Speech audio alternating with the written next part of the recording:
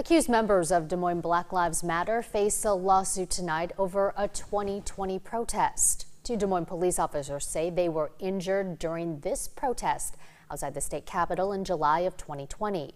The lawsuit names 6 people associated with Black Lives Matter, including Des Moines City Councilwoman Indira Shoemaker. According to the lawsuit, both officers were put in headlocks during the protest, causing physical pain and injury. The suit describes the protest as, quote, domestic terrorism, intended to divert police officers from responding to incidents of violence and vandalism and to violently de-arrest protesters. And this lawsuit prompted another protest this evening, targeting the law firm behind the lawsuit. WHL 13's Taj Simmons joins us live downtown now, where the protest wrapped up possibly a few minutes ago. And Taj, protesters don't just want this lawsuit to go away, they want to dismantle the police department.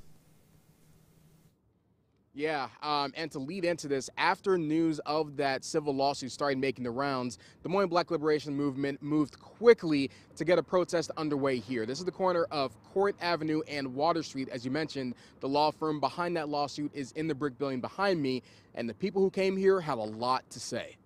No racist police! No justice! No peace! And as mentioned before, their issue was that they believe they're using their First Amendment rights during that 2020 protest that the 2 officers mentioned in that civil lawsuit. As you said, Indira Shoemaker, city councilwoman who was not on city council during that protest, was mentioned in that deposition. And there were a few people at this gathering here tonight wearing shirts in support of Shoemaker. The people here also had a lot of hostility towards being labeled as domestic terrorists within that document. A lot of just frustration all around that 2 officers would take the step to file a civil lawsuit against protesters. That is the main message coming out of here tonight.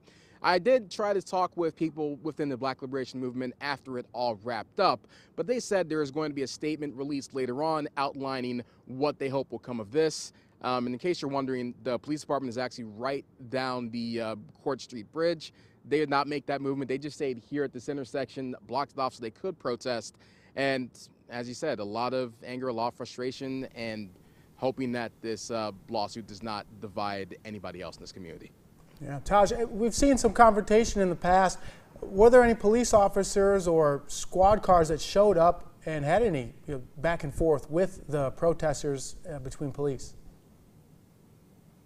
Actually, no. There were no police officers whatsoever.